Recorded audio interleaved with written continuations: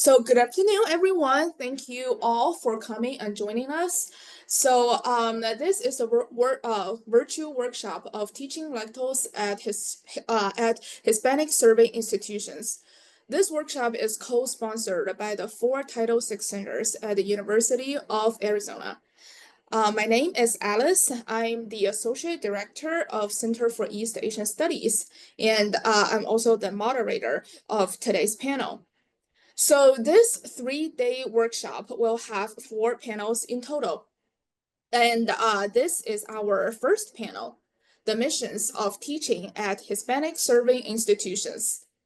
Today we'll have 4 speakers in total. So during their presentations, please kindly mute yourself. And after all the presentations are finished, we will have a Q&A session. After that, we'll have a breakout room session where you can have a more in-depth conversations with the presenters. So as you might notice, this meeting will be recorded, but we will only record the presentation part. So first of all, please join me to welcome Dr. 𝘏𝘓𝘓𝘓𝘓 to give an opening speech. Dr. 𝘚𝘓 is the interim head of the Department of East Asian Studies and the co-director of Center for East Asian Studies at the University of Arizona. So please welcome Dr. 𝘚𝘓. Thank you, Alice, for the very warm introduction, and welcome. In case you don't know me yet, I think most of you probably do. My name is 𝘏𝘓𝘓𝘓𝘓. If you do not speak Chinese, it sounds like 2 question words: what, who, when, how, when, how. I am, as Alice has introduced, I am an associate professor in the Department of East Asian Studies, and I'm also a linguist and applied linguist by training. This is the topic today for this conference. Is really something that I feel very passionate about. It's very important to me personally and professionally. So I would like to briefly introduce the centers that co-sponsor this conference. As Alice has briefly mentioned, this weekend full of very energizing discussions, I hope, are co-sponsored by the 3 Title VI National Resource Centers: Center for East Asian Studies, Center for Latin American Studies, and Center for the Middle Eastern Studies, all supported by the U.S. Department of Education, as well as our Title VI Language Resource Center, Center for Educational Resource in Culture, Language, and Literacy, CIRCLE. So I'm not going to quiz everyone what we mean by less commonly taught languages or what we mean by Hispanic-serving institutions. I'm actually going to give you the definitions. The term less commonly taught languages actually refers to a very diverse range of languages. Typically, within the US context, we refer to languages other than English, Spanish, French, and German as less commonly taught languages. That leaves us, again, if we think of the world consisting of almost 7,000 languages, that leaves us with the majority of the world's languages. And when we look at the languages that we're going to hear in the following days, including today, many languages, such as Chinese, Arabic, Japanese, Korean, they are not less commonly taught if we move to another geographic location. They are large, transnational, important regional languages, right? And so here we're discussing important languages, and we are also recognizing that there are still very many diverse languages that we unfortunately have not included in this conference this year, but hopefully we'll be able to have more conversations, more inclusive spaces for more languages in the near future. And then we're also here at the University of Arizona, and we recognize its important status and mission as a Hispanic-serving institution. What does this mean? This means that we serve linguistically, racially, ethnically, very diverse populations. And a lot of our students are, students who identify as Hispanic. And this means that diversity and inclusion must be the work that we do here in the university, right? Because this is who we are, this is who our students are. And that conversation about diversity and inclusion must not just stop at, racial and ethnic diversity. We must have space for linguistic diversity. And this is why we are having this conversation here. And in recent years, there have been very exciting changes that we are all experiencing and witnessing, right? We are seeing, of course, decades of economic, political globalization. We're seeing, so-called the world is flat phenomenon, right? And so we're also seeing more recently the revolutionary changes that are happening to our day-to-day lives, partially because of AI and technology. And these could also bring exciting changes to how we teach, how we use, how we communicate with languages. Yet these changes have also unfortunately brought misconceptions about language learning. And some people would say, well, everyone speaks English, or, well, AI can translate for all of us. I know that everyone here knows that's not true. But we also do need to recognize the challenges that we collectively and individually face as language educators and also as educators in K through 16 education in the United States and abroad. And so that's why we have gathered this very exciting agenda for this conference over the weekend. We are going to focus on recruitment, student retention, and also we're also going to think about AI and what it means and how it can actually bring very exciting opportunities for us rather than seeing that as our enemy. And so on that note, and without further ado, I'm gonna give the floor to our speakers this afternoon. And for those of you who are joining this afternoon, please also come back tomorrow and Sunday. Thank you. Thank you so much, Wen-Hao, for giving this opening speech. So now let's welcome our first presenter, Dr. Karla Silva. Dr. Silva is the director of the Hispanic-Serving Institution Initiatives at the University of Arizona. Her research includes the experiences of managerial professionals working at Hispanic-serving institutions. So please welcome Dr. Silva. Hi, everyone. Good afternoon. I'm excited to be here with you all today to talk a little bit about the University of Arizona's Office of Hispanic-Serving Institution Initiatives, which I will also abbreviate by saying HSI, and the critical role of foreign language teaching and learning. So again, thank you all for being here. I'm excited to spend a little bit of time with you all this afternoon. So just to quickly kind of get us started, I do think it's always important to think about and to acknowledge the land that we are on. So again, the University of Arizona is on the land and territories of Indigenous peoples. Today, Arizona is home to 22 federally recognized tribes, with Tucson being home to the Tohono O'odham and 𝘏𝑃𝑆. Committed to diversity and inclusion, the university strives to build sustainable relationships with sovereign Native nations and the Indigenous communities through education offerings, partnerships, and community service.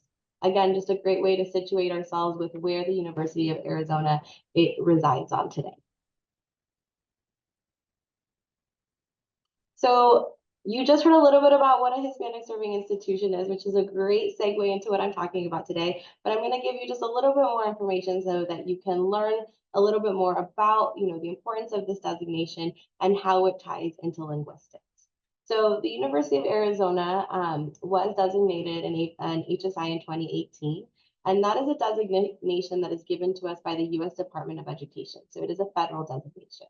What it does is acknowledge higher education institutions that enroll at least 25% undergraduate Hispanic students.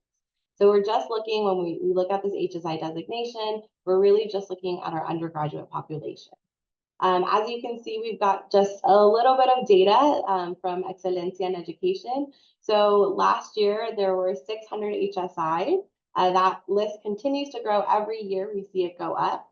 We have 412 emerging HSIs. So what that means is these are institutions who are only a few percentage points off of meeting the HSI designation. And then lastly, there are 252 HSIs with graduate programs. And then as you can see on our other chart over here, looking at HSIs, HSIs make up or represent 20% of all institutions of higher education within the US. And out of all the HSIs, they enroll about 63% of all our Latino students. So again, this is just some great context nationally to think about how HSIs are growing and the percentage of students that they are serving. And to think a little bit more in depth, I do always like to share a little bit about the U of A specifically. So in Arizona, the University of Arizona was the first four-year public university in the state of Arizona to be federally recognized as an HSI. I won't go through the full list, but in Arizona, we have 20 HSIs all over our state, with many of them being our community colleges, which if you think about it, makes absolute sense because community colleges offer a lot of accessibility and proximity to home for a lot of folks. And so we've been lucky at the University of Arizona to have our HSI designation since 2018, as well as our HSI Initiatives Office since 2018. That was a commitment that was made by our then president, Dr. Robbins, and it's been really exciting because not every institution has an HSI Initiatives Office. Oftentimes they have the designation, but not necessarily the staff to promote or build capacity around that. So we're always really excited to share that.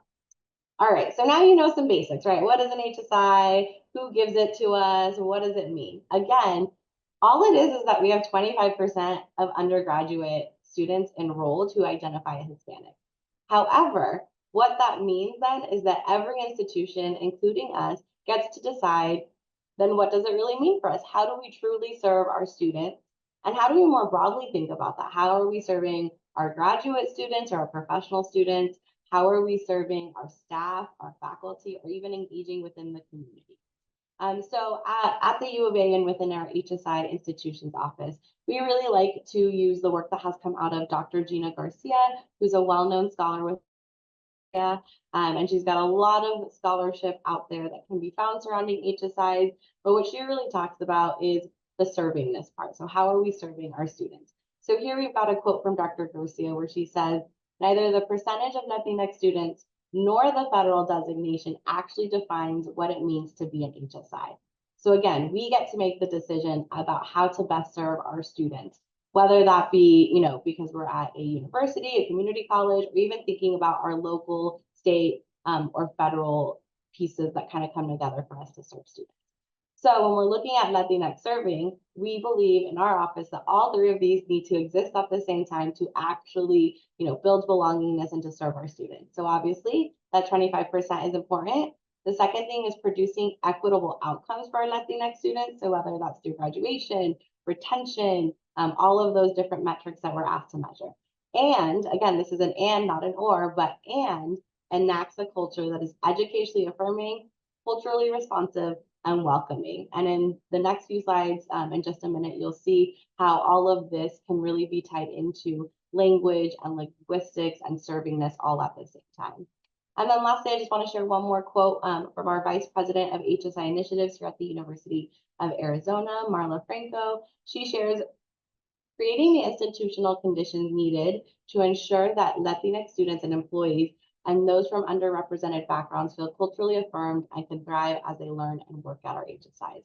So again, it's about creating culturally responsive and affirming and welcoming spaces for all those who engage with us. So just again, at the U of A, we very much are intentional about our work, and within our office, we understand, value, and want to make sure that HSI initiatives touches every facet of the U of A. So this is everything from outreach efforts with our K-20 partners, to our faculty and staff practices of hiring, to how we teach and engage with students, to how we're engaging with our alumni, and also how we're connecting to the community and everything in between. Something I always like to share about our office is we're actually a pretty small but mighty team. There's about 5 of us who work full time, and then we've got a few student workers. And so really while our work is to inform folks and to build capacity around our HSI designation, it's really, really important to be partnering with folks, because at the end of the day, it shouldn't be just our office doing HSI work. It should really truly be a campus effort. So now what I really want to do is tie this in all together. So now you've learned a little bit about what HSI Initiatives does through our office, and through this presentation, you'll actually learn more about our actual initiatives and some of the partnerships we've created. Yeah, thank you, Dr. Silva, for the presentation. Yeah, we will have the Q&A session later. So now we'll be moving on to our second presenter of the day. Dr. Lillian Gorman is an associate professor of Spanish social linguistics and U.S. Latina, Latino, Latinx cultural studies, and in the Department of Spanish and Portuguese at the University of Arizona. She is the director of the Spanish as a Heritage Language program and has over 20 years of experience teaching in and leading Spanish heritage language programs.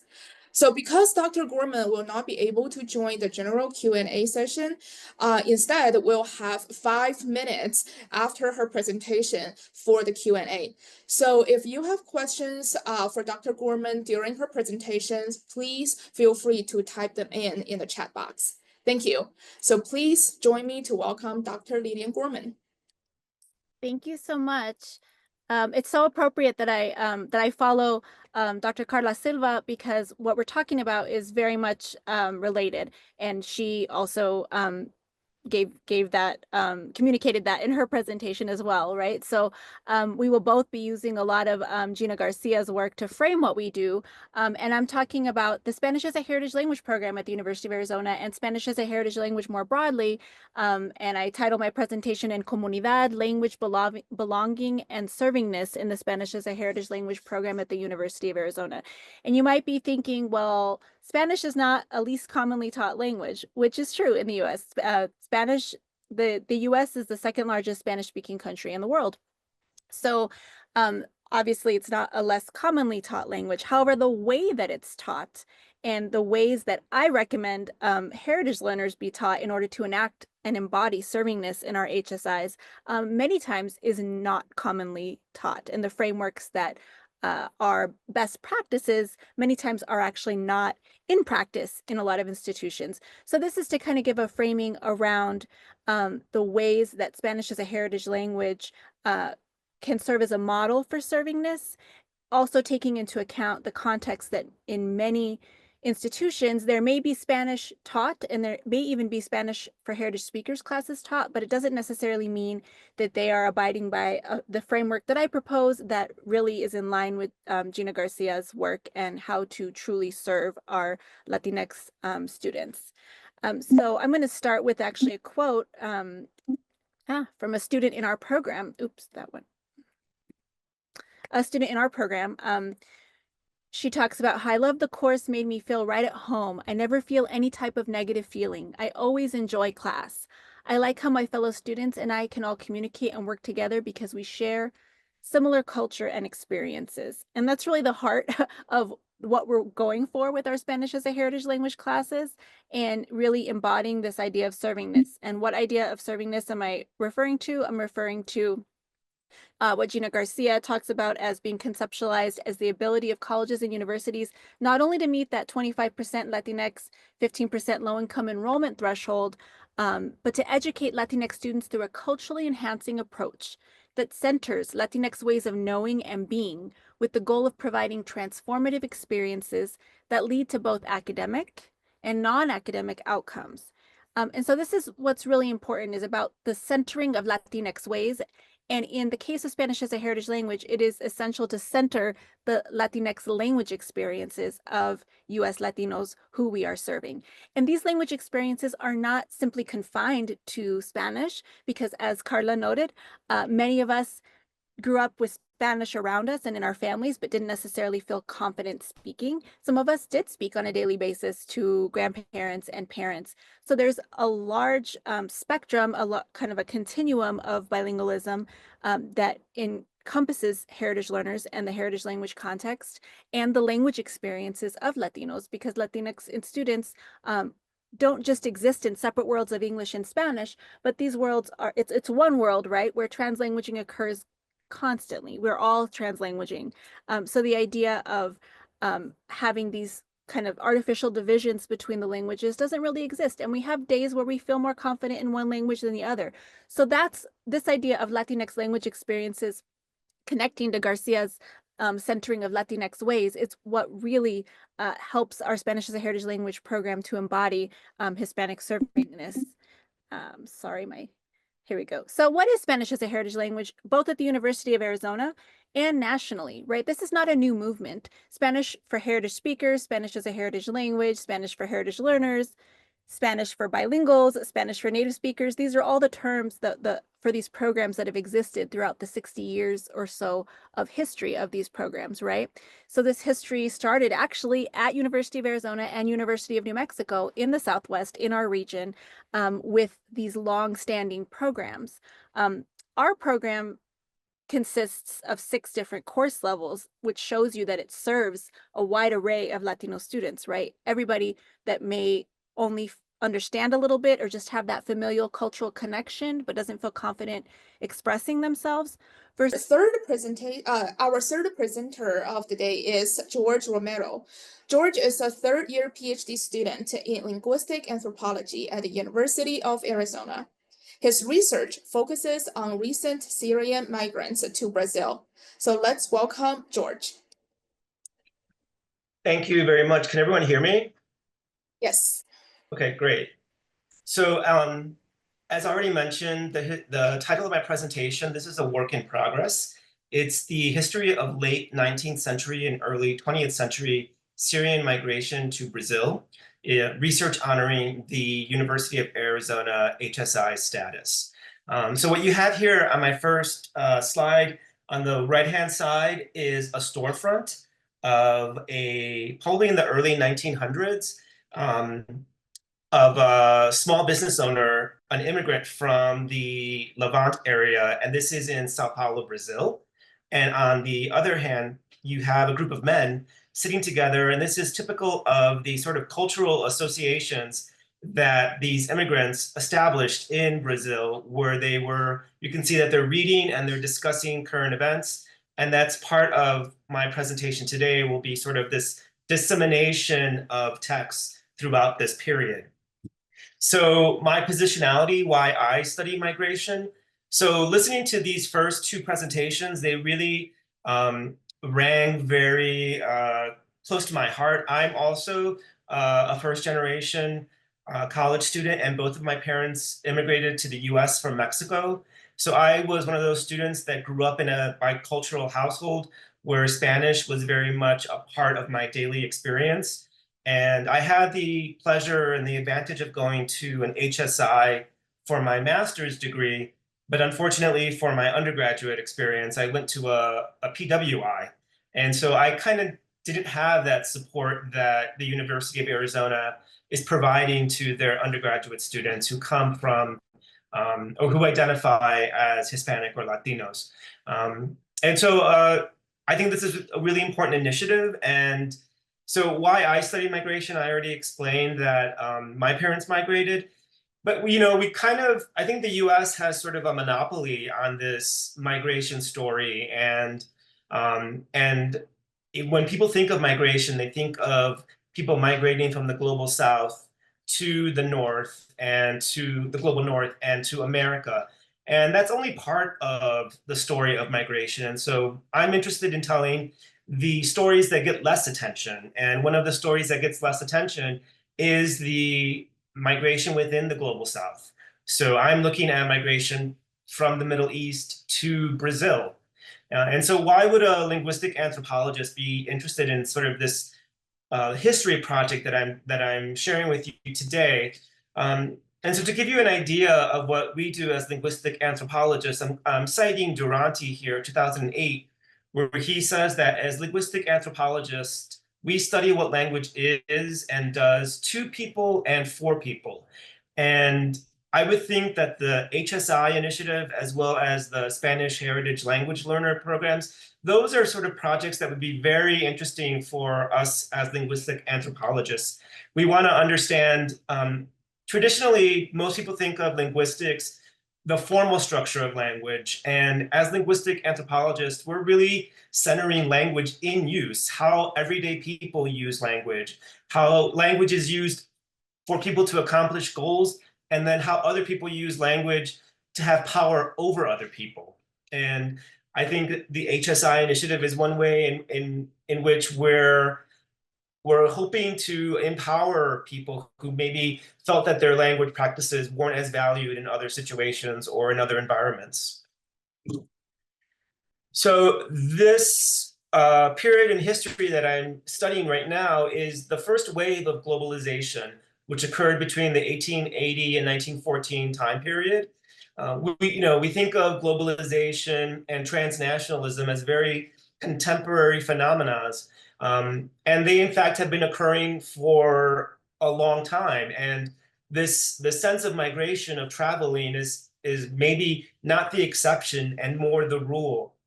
That's one way of looking at it.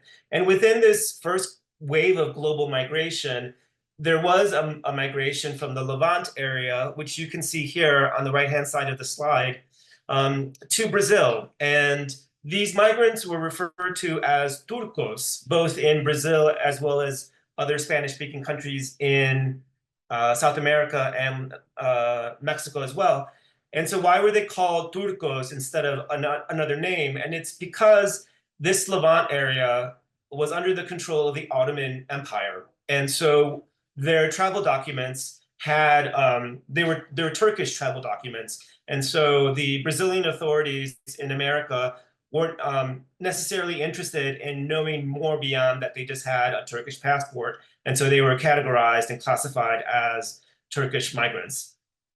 And within this first initial wave, there were over 500,000 turcos that migrated to different parts of the Americas. Brazil was estimated at receiving over 100,000 Turco migrants. And then you have Argentina, followed by the United States. And the way that I'm approaching migration is through an Arabic term called majar, which Pasteur defines as a space of migration, a diasporic homeland. It's dwelling in movement. It was the term used by the Arabic speakers to describe geographies and sociabilities inhabited by mujahideen migrants since the late 19th century. And so this dwelling in movement is a concept that I'm really trying to tease out and to really explore in this history project, how in traditional migration studies, there's always this heavy emphasis on territory and territorialization and people moving from one land, one territory to another. And the studies are very much focused on a physical presence in a land. And I'm more interested in this dwelling of movement, this imaginary world or a life world that these migrants created for themselves that existed between their homeland as well as their new country. And so it's less tied to a physical location, and it looks at more of the world building that these migrants do for themselves. And here in this slide, we have an artistic rendering of what this person dressed in black is what they were called masquetes, as I mentioned before. And so these were they were the peddlers who traveled throughout Brazil, throughout the countryside. They would get their supplies in Sao Paulo, and then from Sao Paulo, they would travel to all areas of Brazil and sort of selling their wares. As you can see, he has them all laid out here on the table. And then the rural family. So this is the rural family. They are more the farmers that are cultivating the land. And the Turco, or the Levant migrant, is situated as, sorry, my mouse is really acting up. So he's situated in opposition to the agricultural farmers. And that becomes a big sort of dichotomy between these two migrant groups, because the rural farmers, they're also migrants. They come from Spain and Italy and Portugal, but also other parts of Europe, like Germany.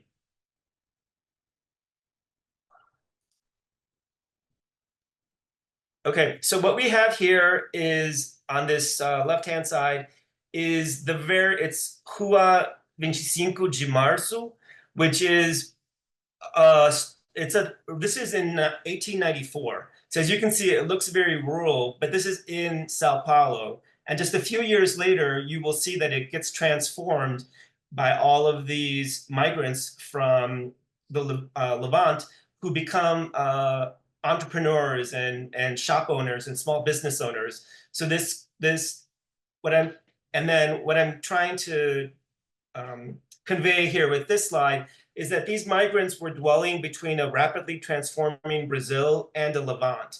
So after World War I, you can see here that the Levant during Ottoman rule, it doesn't look like present day the Eastern Mediterranean. You don't see Lebanon, you don't see a Jordan, you don't see the Palestine, and you don't see Syria, or Syria looks very different on this map. And so what I want to study is how these migrants were instrumental in both creating the idea of modern day Brazil and also the idea of their homeland that was transforming from being a province under the Ottoman rule to their own independent nation states. And one theory that I'm using to look at this is Michael Warner's publics and counterpublics. And he defines a public that comes into being only in relation to texts and their circulation. It's a self-organization of discourse that has immense resonance from the point of view of individuals. Speaking, writing, and thinking involve us actively and immediately in a public, and thus in the being of the sovereign.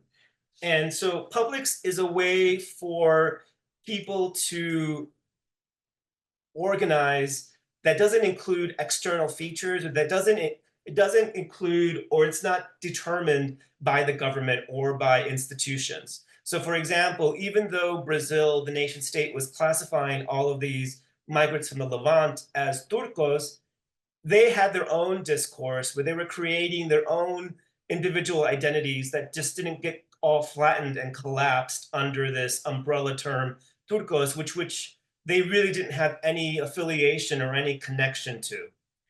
And on the right-hand side here on this slide, this is the Mundo Largo, it's considered the first Arabic newspaper published in Brazil. Its Arabic name is 𝘏𝘓𝘓, which means the wide world. And it started circulation in 1895 in Campinas, Sao Paulo. And this is just one example of the sort of newspapers that became very popular during this time. There is a statistic here, I can't find it right now, but there is over 120 different newspapers produced in Brazil throughout this period up until the beginning of the First World War. And these papers and these ideas that these papers had circulated not only among Brazil, not only among the Levant migrants in Brazil, but then also throughout the diaspora. So those in Mexico, those in the US, and then they would also be communicating with the people, their family that remained in the Levant. And so there was this circulation of new ideas, not only about how they were going to incorporate themselves into the new nation of Brazil, but then also their involvement and their engagement with the rise of independent nations in the Levant.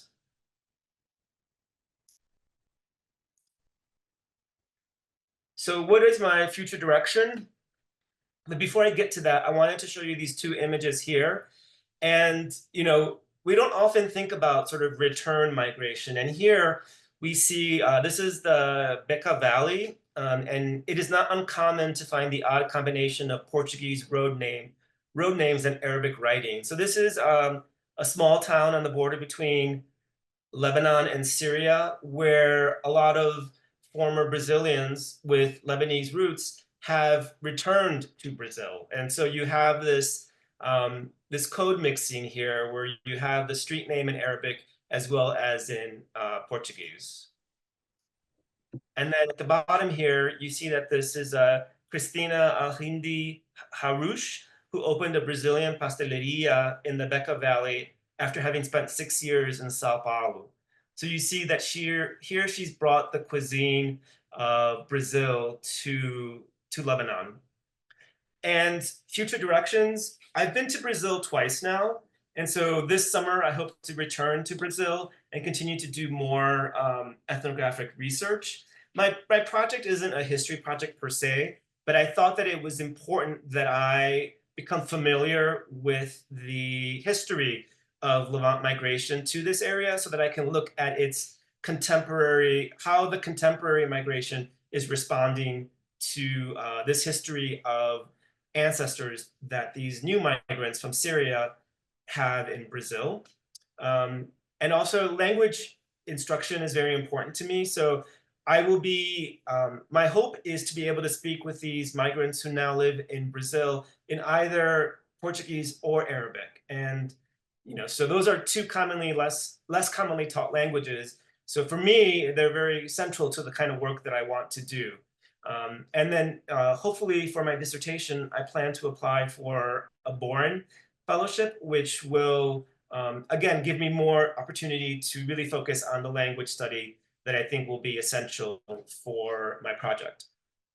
And then finally, I just wanted to acknowledge the support that I have received and continue to receive from Dr. Dina Rabi, who is my advisor, Dr. Jennifer Roth Gordon, who was my former advisor, and then Dr. Julie Ellison for extending an invitation for me to join this conference. So thank you so much for your time. Thank you, George, for the presentation. So now let's move on to the last presenter of today's panel, Dr. Yanlin Wang.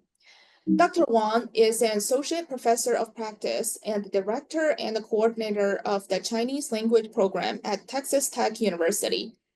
Her research and publications focus on technology-enhanced Chinese language teaching and learning, Chinese language acquisition and pedagogy, program and curriculum development, and community and service-based language learning. And also I want to remind the audience, so after Dr. Wang's presentation, there will be the general Q&A session. So if you have questions that you want to ask the presenters, please type in the chat box. So now please join me to welcome Dr. Wang.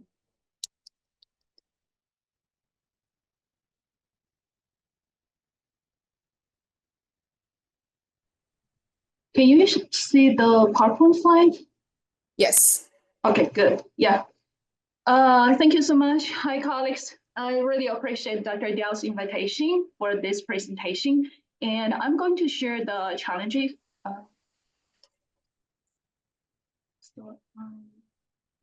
Okay, so my presentation is going to share my challenges and the strategies that we're facing in the development of the Chinese program at Texas Tech University, which is also one of the Hispanic-Serving institute.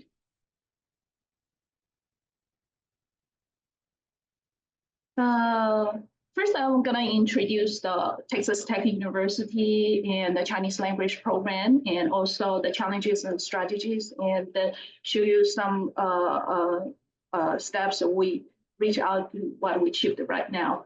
And Texas Tech University, founded in 1923, and it's a comprehensive public research university located in Lubbock, Texas. It's one of the Tier 1 research institutes. Our university has 13 colleges, and so far we have over 40,000 students. It might be not as big as the University of Arizona.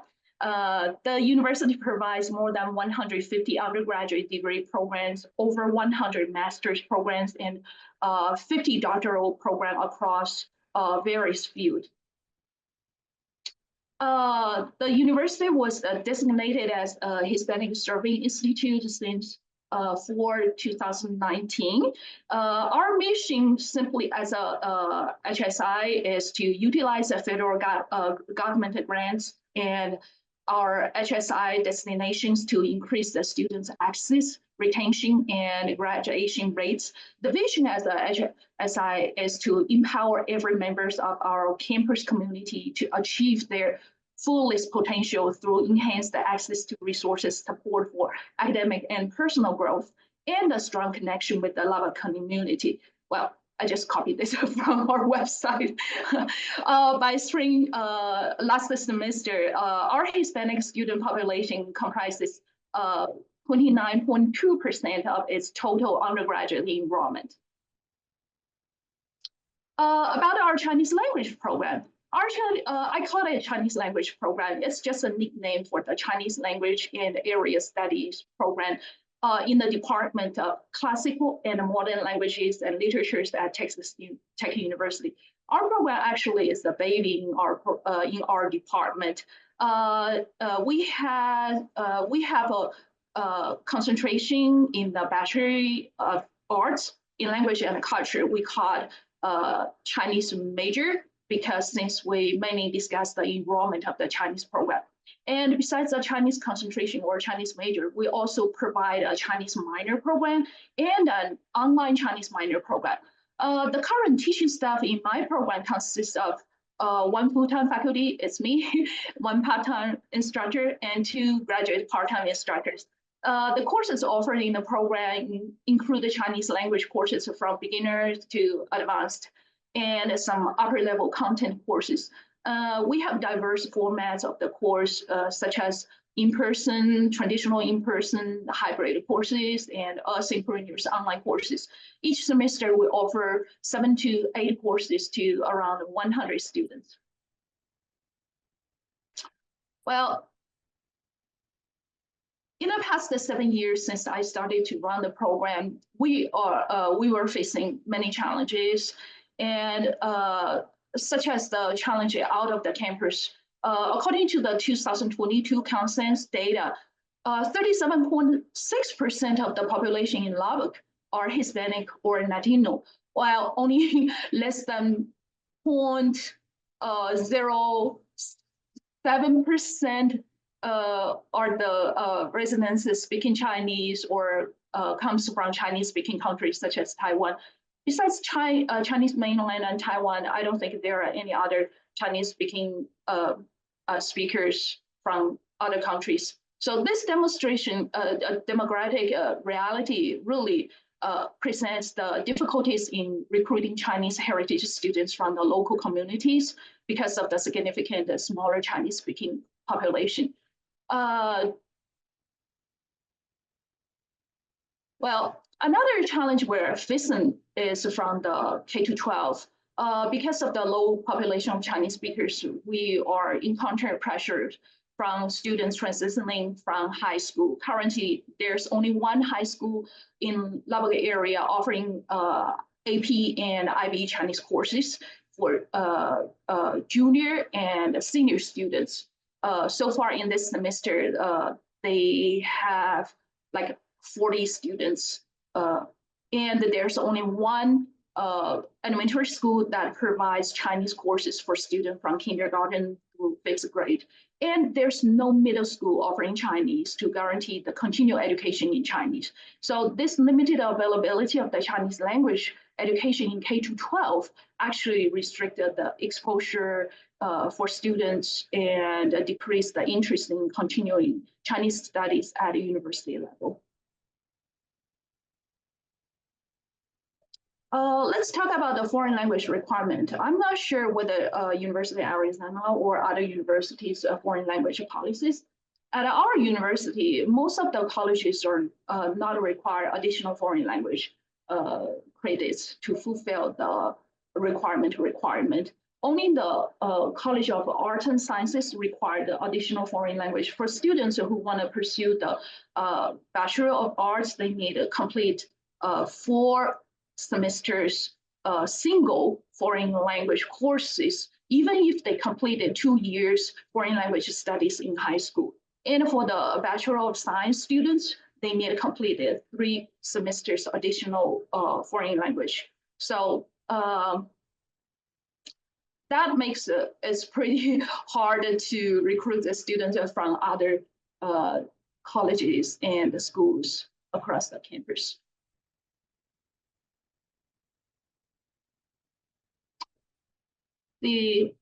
As the Hispanic-Serving Institute, our Spanish definitely is the biggest one on campus. The data of undergraduate enrollment in this semester in Spanish program probably can tell the truth. We can see this chart shows that the differences in the undergraduate enrollment between the Spanish and Chinese program. There are 709 students in Spanish in-person classes, whereas only 34 students are enrolled in Chinese in-person courses. And there are 1,314 students taking Spanish in just 13 online courses, which means that on average, each online Spanish course has 101.1 students. That's amazing, right? It's impressive. The average student number in the online Spanish courses is even higher than that of the in-person Spanish courses, which is only 17.3 students per course. This data clearly shows a strong preference among students for taking Spanish courses online over in person. For the Chinese program, the online language course enrollments are significantly lower comparing to the Spanish program. But our Chinese online program is the second online minor program in our department. So it's also inspired us to develop more online courses to attract the enrollment. Besides the enrollment, compared to the well-established Spanish program, like Texas Tech, Hispanic-Serving Institute, Chinese program remains pretty small and lacks a strong foundation. The Chinese program also faces significant challenges and pressures in other areas, such as the number of the program, lacks of faculty, less diversity of courses type, and less student declared major and minor programs. However, although we understand that the Chinese program is facing the pressure and the challenges from all aspects in its development, we still believe that we can develop it pretty well, maintain its healthy and sustainable development. We can see our expanding from this chart. That's what we achieved in the past almost 16 years. Since I was hired in 2019, this program has experienced a steady enrollment growth, reaching a peak of 186 students in 2019. However, the impact of COVID-19 led to a sharp decline in enrollment. Now that the pandemic is behind us, enrollment has returned to normal level, and it's steadily increasing. We can see the last column, the bar. This semester, we have already 107 students enrolled in our program, and we estimated that the total enrollment for this academic year will have strong possibilities to reach the highest level in the program's history, or even surpassing previous records.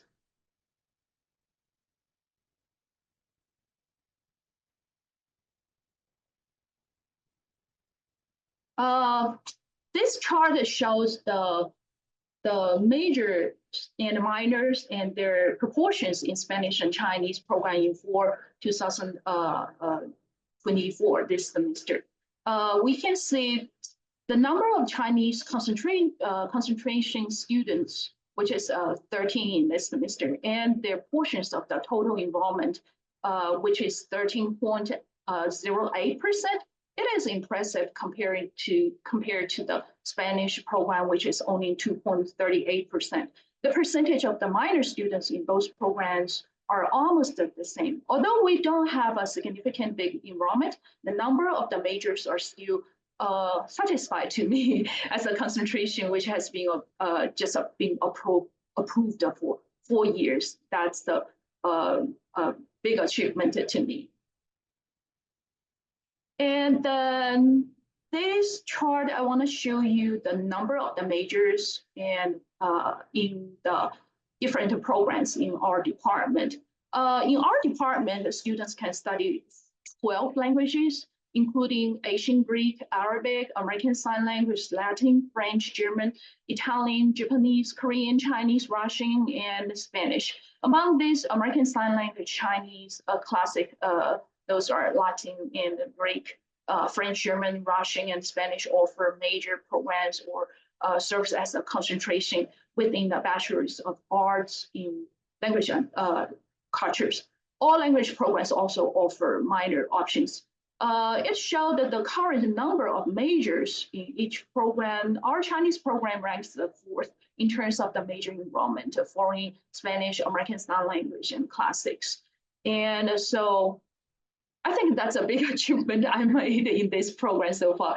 Maybe you want to ask how have we managed to steadily increase the enrollment and the number of the majors since the Chinese concentration, which was officially approved in for 2013. What kind of strategies have we implemented to achieve this growth? Here's what I want to show you. There are 7 comprehensive and systematically, strategically contributing to our program's achievement. The foundation is the departmental and university support. And then I call it institutional support level. And then the second level, I call it academic management, including the curriculum development strategies, teaching quality control strategies. And the next level, I call it student support and development level, including extracurricular activities, internship and employment. And then on the top one is promotional and engagement level, including marketing and promotion and outreach and engagement. These 7 strategies that I applied in the development of my program guaranteed the success of our program. Let me talk them one by one. Without internal and external support, it is incredibly challenging to develop the Chinese language program by a single hand. Fortunately, in the past 7 years, we have received a strong support from various resources. First one is our department support. Our department needs several whole department innovation, including the developing hybrid courses and highly encouraging the online courses. I really appreciate our Spanish program, which has generously shared their pedagogical innovations, such as their hybrid courses design and how to develop the online minor programs. This kind of collaboration in our department has enabled us to follow their lead and create more attractive and engaging courses. Our department also provided funding for our K-12 outreach and cultural promotion initiatives, elevating our financial burden for purchasing supplies. Additionally, they have agreed to establish Chinese language scholarships and study abroad scholarships just for Chinese program. These scholarships are significant as they provide financial support, making it more feasible for students to pursue their interest in Chinese language learning. This not only helps increase our enrollment, but also motivates our students to engage more deeply with the program by studying abroad, thereby gaining valuable cultural and linguistic immersion experiences. Furthermore, our department allows Chinese students to claim 2 certificates created by our department. First one is Global Readiness Certificate, and the second one is Undergraduate Translation and Interpretation Certificate. This certificate program not only recognizes students' proficiency and skills in Chinese, but also strengthen their resumes and increase their employability in a globalized job market. Besides the departmental support, we also received a lot of support from the university level. We actively seek resources from various universities' offices, such as the K-16 Global Education Outreach Office, the Outreach and Engagement Office in the Office of President, and the Teaching, Learning, Professional Development Center, and even the Diversity Office, but now it's not called Diversity Office anymore. So these offices provide us with funding, resources, support, which are crucial for the development of our program. The combined internal and external support has been critical in helping us growing and enhance our program, ensuring that we can offer high quality education and opportunities for our students. Okay, next level is academic management. The first part I wanted to share is how we develop our curriculum. Besides the Chinese concentration I developed in 2019, we also got the online Chinese minor program approved in just last year, which has significantly expanded our enrollment from other campuses outside in Lubbock. Even we got students who are working in China and staying in China, but enroll in our online minor program. The number of the students in online synchronous classes now already exceeds those in the in-person classes, highlighting the demand and flexibility of those courses offered. I developed different formats of the course. Currently, we have traditional on-site courses, hybrid courses, and synchronous online courses.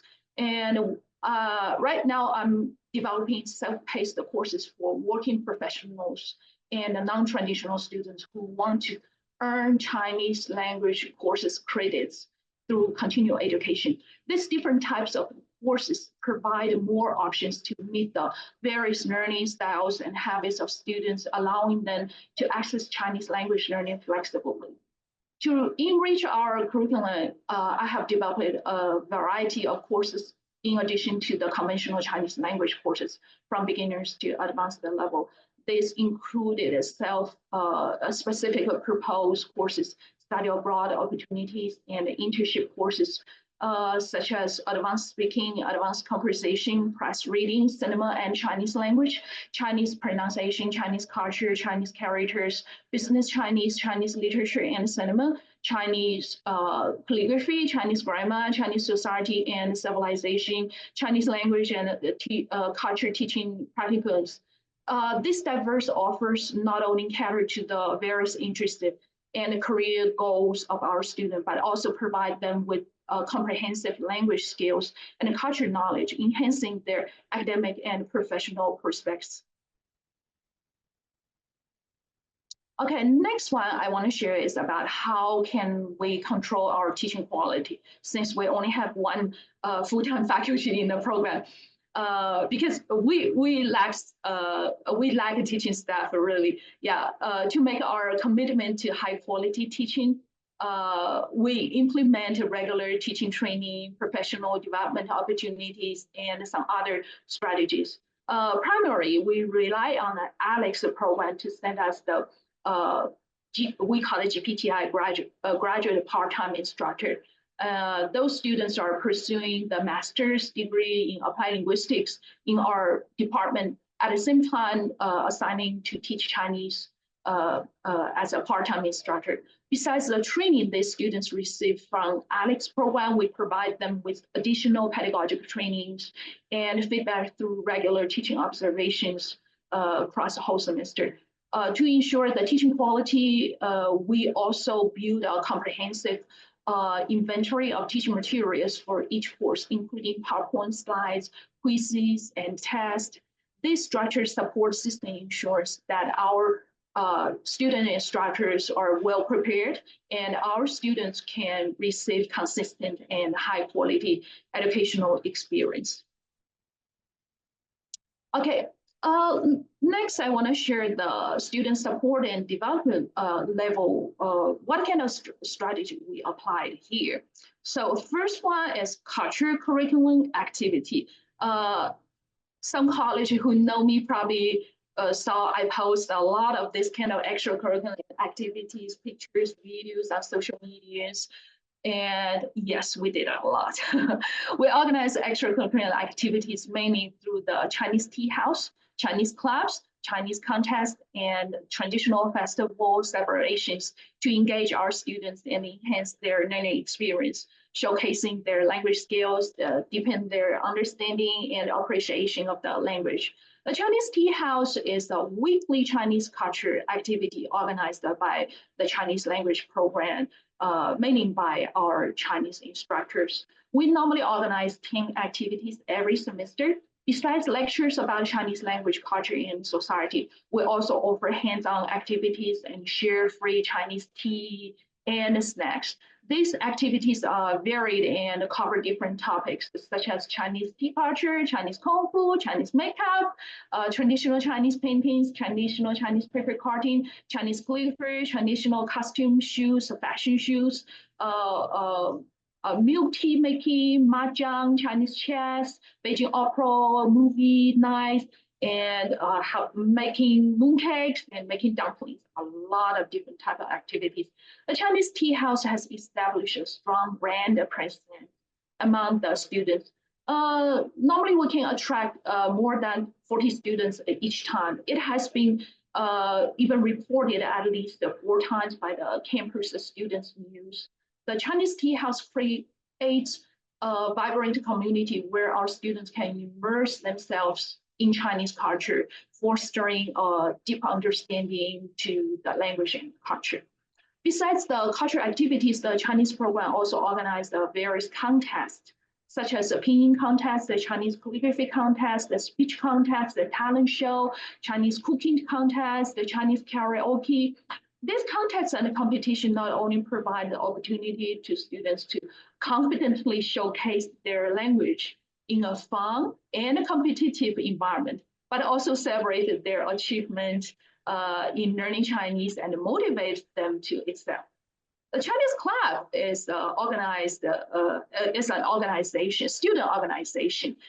It's a registered student organization called the Chinese Language and Culture Association. They meet bi-weekly with its members to hold social events and play games.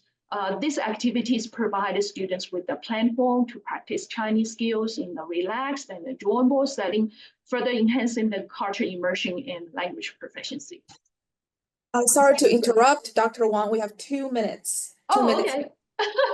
Okay, yeah. Next one is about the internship employment. We don't have many Chinese companies in local, so mainly we give the student internship opportunities to teaching Chinese in the local partner schools. So far, all the local schools' Chinese teachers are from our programs, and we also consistently share them the job opportunities for them. Okay, sorry, yeah. And the next one is about the outreach and the engagement. And we normally collaborate with our local schools and to introduce our Chinese language cultures to the young kids, fostering their early interest in Chinese language and culture. We established the Hutchinson Middle School after-school Chinese program to bridge the gap in the Chinese language education between the only one elementary school and high school that offer Chinese courses. And additionally, we organized the Texas Tech and Printview ISD after-school Chinese program for over 3 years, providing the students in the rural and Hispanic area an opportunity to study a language other than Spanish. And all of these programs actually deeply involved our Chinese major student and minor students' participation. We assign our student to be the adjunct coordinator to practice their leadership and provide their invaluable teaching and experience enhanced their resume. Okay, and the next one is our own promotion. Okay, marketing and promotion are crucial to expansion of Chinese program. We use popular social media platform like Facebook, Instagram to continually share engaged content, including classroom activities, extracurricular events, student achievement, testimonies, mini Chinese lessons, culture videos, and course information. We have assigned our Chinese major students who are expert in social media as our social media coordinator to provide, produce, and share video and pictures. They have a keen understanding of how to appeal the young people and effectively tell the story of our Chinese program. One example is when our Instagram video made by our student reached 219,000 views. Besides the social media, we widely participated all kinds of promotion activities across the campus. And then we also organize our own Chinese language promotion days twice before and during the periods when the students register for course for the next semester. And then all of this activities actually increase the presence of the Chinese program on campus and ultimately contributed to our growth. So those are our social media. Yeah, I want to end my talk by our students' testimony. This student said, I get many interesting opportunities within Chinese classes. I've been able to make a lot of new friends, and I really enjoy working with all the teachers. They are so nice and encouraging, and it makes taking the classes really enjoyable. And thank you for your time. I'm so glad to share. Thank you, Dr. Wang, for this sharing. It's very insightful. And here I want to thank all the presenters again for sharing your research and your experiences.